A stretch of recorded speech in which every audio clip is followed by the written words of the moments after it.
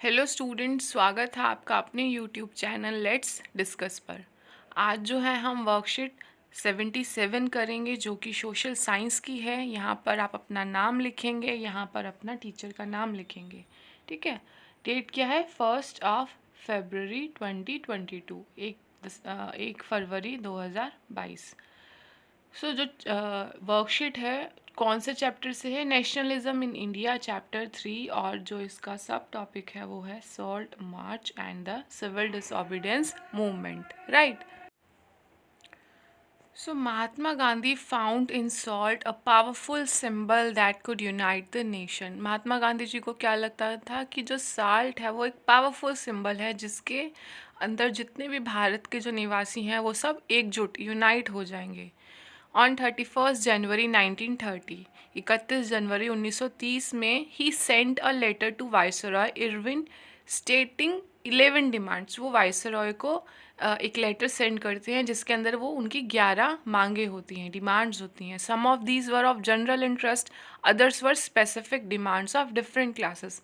उनमें से कुछ डिमांड्स जनरल होती हैं सभी लोगों के लिए, और कुछ डिमांड्स जो होती हैं स्पेसिफिक लोगों के लिए। जैसे किसानों के लिए तो किसान के लिए ही है, जो वर्कर्स हैं या उन्हीं के लिए है।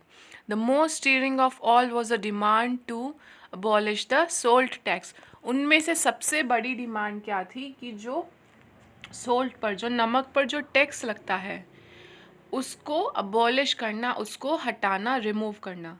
Salt was something consumed by the rich and the poor alike. जो सॉल्ट है वो सभी यूज़ करते थे, चाहे वो अमीर हो, गरीब हो, कोई भी हो।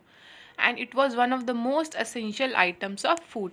और क्या है? असेंशियल आइटम्स में आता है क्या? Salt. The tax on salt and the government monopoly over its production, Mahatma Gandhi declared, revealed the most oppressive phase of British rule। और गांधी जी ने कहा कि जो गवर्नमेंट का, जो ब्रिटिश गवर्नमेंट का जो ये रूप है, ये क्या है? ऑप्रेसिव है, बहुत ही ज़्यादा खराब रूप है कि जो असेंशियल आइटम है इंडिया में सॉल्ट, उसी पर उन्होंने टैक्स लगा दिया। वो क्या बोलते हैं कि the tax on salt and the government monopoly over its production, कि उनकी मोनोपोली हो गई है कि वो प्रोड्यूस करेंगे सॉल्ट को। तो महात्मा गांधी जी ने कहा कि ये बहुत ही ज़्यादा ऑपरेसिव है। नेक्स्ट पैराग्राफ में क्या है? Mahatma Gandhi letter was in a way an ultimatum. ये क्या था? एक फाइनल वार्निंग जिसको हम बोलते हैं, एक अल्टीमेटम था। If the demands were not fulfilled by 11 March, 11 March तक डिमांड अगर पूरी नहीं हुई मांगे, the letter stated the Congress would launch a civil disobedience campaign. So Gandhi ji ने कहा कि वो एक मूवमेंट स्टार्ट करेंगे। क्या है? कैंपेन स्टार्ट करेंगे, civil disobedience. Irwin was unwilling to negotiate. उन्होंने जो मांगे थी उनको पूरा करने में वो अनविलिंग थे। So Mahatma Gandhi started his famous salt march accompanied by 78 of his trusted volunteers. So Gandhi ji ने सोचा कि वो एक मार्च स्टार्ट करते हैं, पैदल यात्रा, फेमस साल्ट मार्च, और जिसके अंदर उनके साथ कौन होते हैं? उनके 78 ट्रस्टेड वॉलंटियर्स होते हैं। और जो मार्च है वो 240 माइल्स की थी, फ्रॉम गांधी जी आश्रम साबरमती से शुरू होके कहाँ तक? Gujarat coastal town to Dandi.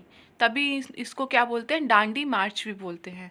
The volunteers worked for 24 days, 24 दिन तक सभी लोग चलते हैं, और धीरे धीरे बहुत सारे लोग इस मार्च को, पैदल यात्रा को ज्वाइन कर लेते हैं। और वो एक दिन में 10 माइल्स चलते हैं। Thousands came to hear Mahatma Gandhi wherever he stopped. और बहुत दूर दूर से लोग आते हैं सिर्फ उनको देखने के लिए, सिर्फ उनकी एक झलक पाने के लिए, या जो ये मार्च है इसको ज्वाइन करने के लिए। और जहाँ पे भी वो रुकते थे बहुत सारे लोग इकट्ठा हो जाते थे उनको सुनने के लिए। किनको? महात्मा गांधी जी को। And he told them what he meant by Swaraj. और वो बताते थे स्वराज का मतलब क्या है। And urge them to peacefully defy the British. और वो उनका ये मानना था कि पीसफुली क्या है। सो नेक्स्ट क्या है? The volunteers walked for 24 days about 10 miles a day। So ये हमने पढ़ लिया था। Thousands came to hear Mahatma Gandhi wherever he stopped. और उन्होंने बोला कि जो स्वराज है उसका मतलब क्या है, and urge them to peacefully defy the British. Mahatma Gandhi ji ने क्या बोला कि जो ब्रिटिशर से अगर लड़ना है तो उसका एक ही तरीका है, नॉन वॉयलेंट तरीके से पीसफुली हम इनको डिफाई करें, इनके रूल को, यही एकमात्र तरीका है, हथियार है। ऑन 6 अप्रैल ही रीच्ड डांडी। 6 अप्रैल को कब स्टार्ट करते हैं वो?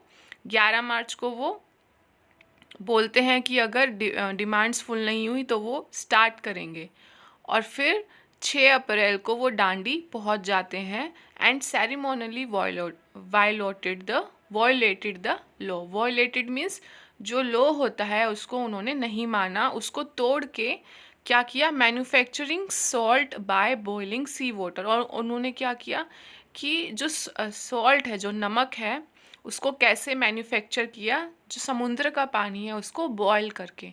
So that's why on 6th April he reached Dandi and ceremonially violated the law।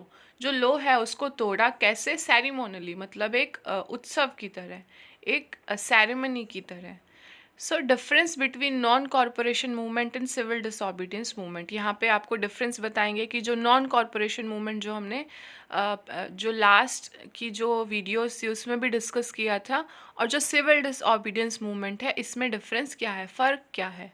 During non corporation movement people were asked to refuse corporation. People, लोगों को बोला गया था कि जो कोऑपरेशन है जो आप कर रहे हो ब्रिटिशर्स के साथ उसको आप मत करो with the British, but now they were asked not only to refuse cooperation but also to break colonial rules।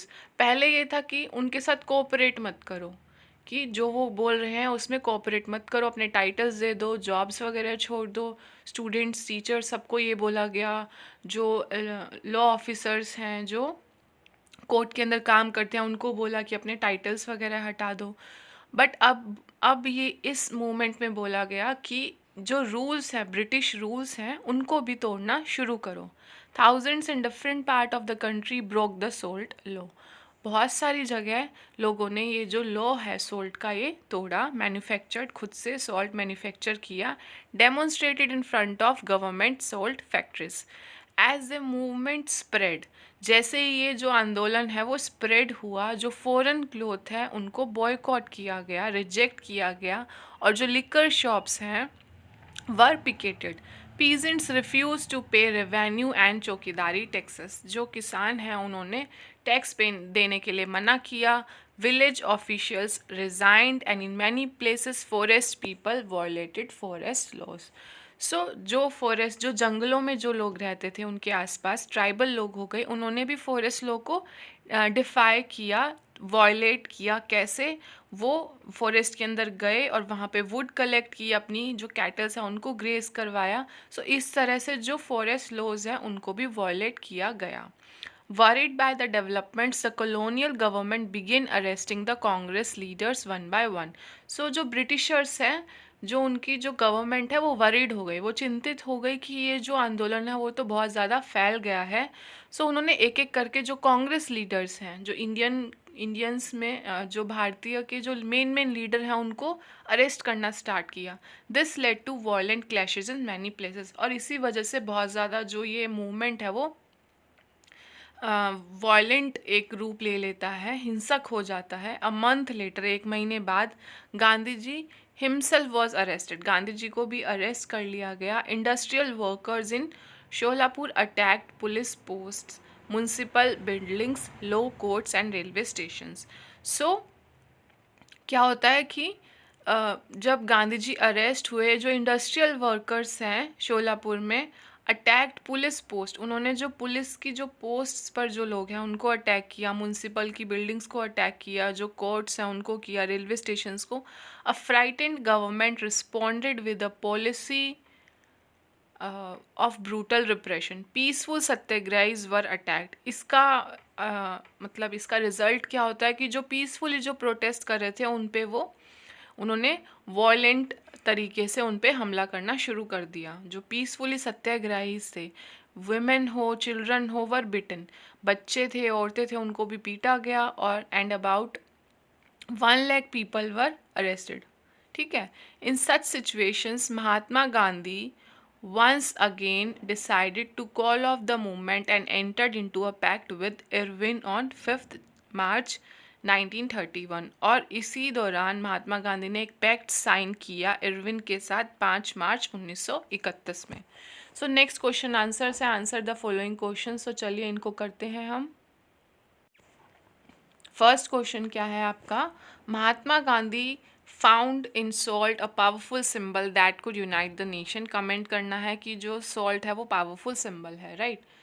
So here is the answer. Mahatma Gandhi found in salt a powerful symbol that could unite the nation. The idea was to make the demands wide ranging so that all classes within Indian society could identify with them and everyone could be brought together in a united campaign. उनका ये मकसद था salt का, क्योंकि गांधी जी को पता था कि जो सॉल्ट है वो असेंशियल फूड आइटम है, पावरफुल सिंबल है क्योंकि ये असेंशियल फूड आइटम है, ठीक है। और इस आइटम को, नमक को गरीब से अमीर लोग भी यूज़ करते हैं। सो ये एक अच्छा ज़रिया है कि जिसमें पूरा जो भारत के जो लोग हैं वो एकजुट यूनाइट हो सकते हैं। नेक्स्ट है, how was the non corporation movement different from civil disobedience movement. आपको बताना है कि जो नॉन कॉरपोरेशन मूवमेंट है वो और जो सिविल डिसओबीडियंस मूवमेंट है, व्हाट इज़ द डिफरेंस, फ़र्क क्या है, दोनों में अंतर क्या है। So during the non-corporation movement, people were asked to refuse corporation, कि corporate मत करो, cooperate मत करो, but but now they were asked not only to refuse cooperation but also to break colonial। पहले उनको बोला गया कि cooperate मत करो उनके साथ, but इसमें क्या बोला गया सिविल डिसऑबीडियंस मूवमेंट में कि जो रूल है ब्रिटिशर्स का, जो उनके पर्टिकुलर लॉज हैं उनको भी ब्रेक करो अब, ठीक है। Thousands in different part of the country broke the salt law, manufactured salt as the movement spread, foreign cloth was boycotted and liquor shops were picketed। ठीक है, इतना लिख दोगे तो भी काफ़ी है, राइट। सो ये जो वर्कशीट आपकी कंप्लीट हो गई है, इसको अपने दोस्तों के साथ ज़रूर शेयर करिएगा, ज़्यादा से ज़्यादा वर्कशीट।